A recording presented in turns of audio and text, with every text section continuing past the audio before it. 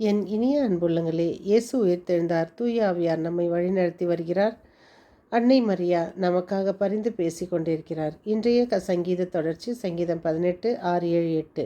என் நெருக்கடி வேளையில் நான் ஆண்டவரிடம் மன்றாடினேன், என் கடவுளை நோக்கி கதறினேன். தமது கோவிலில் நின்று அவர் என் குரலை கேட்டு என் கதறல் அவரது செவிகளுக்கு எட்டியது. அப்பொழுது மண்ணுலகம் அசைந்து அதிர்ந்தது, மலைகளின் அடித்தளங்கள் கிடுகிடுத்தன.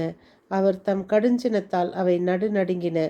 அவரது நாசியினின்று புகை கிளம்பிற்று, அவரது வாய் நின்று எரித்தழிக்கும் தீ உண்டது. அவரிடமிருந்து நெருப்புக்கனல் வெளிப்பட்டது. நீதிமொழிகள் 7 25 26 27. இன்றைய வாசகம் திருத்தூதர்கள் பணி நூலிலிருந்து 11 19 26. ஆண்டவராகிய இயேசுவை பற்றிய நற்செய்தியை அறிவித்தார்கள். திருத்தூதர்கள் ஊர் ஊராக சென்று ஆண்டவரை பற்றி நற்செய்தியை அறிவித்து வந்தார்கள். ஸோ அதில் பர்னபாவை வந்துட்டு அந்தியோக்கியாவுக்கு அனுப்பி வைக்கிறார்கள். அவர் அந்தியோக்கியா சென்று பலரை மனமாற்றி அந்தியோக்கியாவில் தான் முதல் முறையாக கிறிஸ்தவர்கள் என்று பெயர் பெற்றார்கள் திருத்தூதர்கள். இன்றைய வாசகம் யோவான் இன்றைய தூய நற்செய்தி வாசகம் யோவான் 10 22 30. நானும் என் தந்தையும் ஒன்றாக இருக்கிறோம். அப்போ சாலமோன் மண்டபத்தில் இயேசு நடந்து கொண்டிருக்கிறார். அப்போது யூதருங்க போய் அவரை கேட்குறாங்க, இந்த மாதிரி நீங்கள் வரப்போகிற மெஸ்ஸியா யார், வரப்போகிற மெஸ்ஸியா நீங்கள் தான் நான் சொல்லுங்கள் அப்படின்னு. அப்போ ஆண்டவர் சொல்கிறார், ஆல்ரெடி நான் உங்களுக்கு சொல்லிட்டேன், நீங்கள் தான் என்னை ஏற்றுக்கொள்ள. நீங்கள் நான் என் தந்தையின் விருப்பப்படியே நான் இங்கே வந்திருக்கிறேன், என் தந்தை விருப்பப்படித்தான் நான் செய்கிறேன், என் தந்தை சொல்வது போல் நான் செய்கிறேன். அப்போ இது போல் இயேசு அந்த மண்டபத்தில் நடந்துன்னு பேசும்போது யூதர்கிட்ட பேசுகிறாரு. யூதருங்க மனமாறத்தான் நாமும் இதுவரை நாம் ஜெபித்து கொண்டு இருக்கிறோம். இஸ்ரேல் மக்கள் மனமாறத்தான் நாம் ஜெபித்து கொண்டு இருக்கிறோம் இன்று வரை.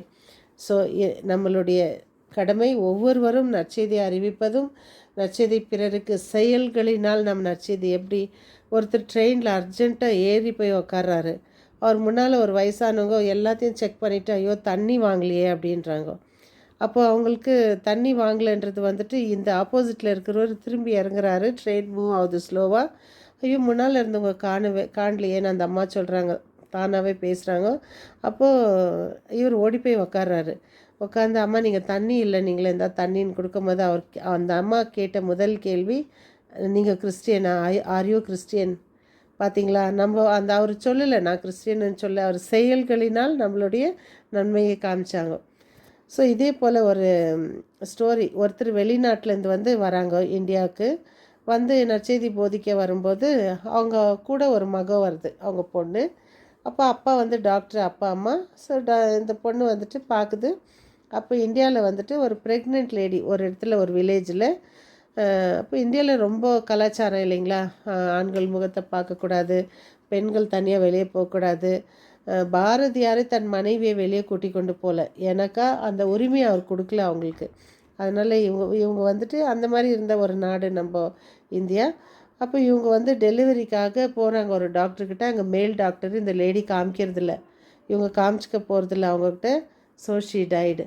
எவ்வளோ சொல்கிறாங்க அவங்க, இல்லை நாங்கள் மருத்துவ அர்ஜென்ட்டுன்னு பார்த்துக்கணுன்னா கேட்கல. இந்த பெண்மணி பார்த்துட்டு வெளிநாட்டுக்கு திரும்பி போய் டாக்டர் படித்து இந்தியாவுக்கு முதல் பெண் டாக்டராக இன்றைக்கி பெரிய ஒரு ஹாஸ்பிட்டலாக அது நம்மளுக்கு நிலைநாட்டப்பட்டிருக்கு. இது நம்மளுடைய சர்வீஸ், இது நம்மளுடைய செயல்களினால் காட்டக்கூடிய செயல். நற்செய்தி என்பது வெறும் வார்த்தையினால் மட்டுமல்ல, செயல்களினாலும் கூட நம்ம காட்டணும். இதோ நாம் இயேசு வார்த்தையை அறிவிப்போம், ஆண்டவருடைய வார்த்தைக்கு செவி மடுப்போம்.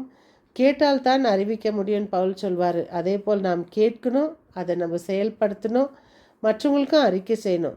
அறிவிக்கப்பட்டால்தான் கேட்க முடியும், கேட்டால்தான் அறிவிக்கப்பட முடியும்னு. அதுபோல் இதோ நாம் நற்செய்தியை அறிவிக்க முயற்சி செய்வோம். மீண்டும் சந்திக்கும் வரை உங்கள் அன்பு தோழி.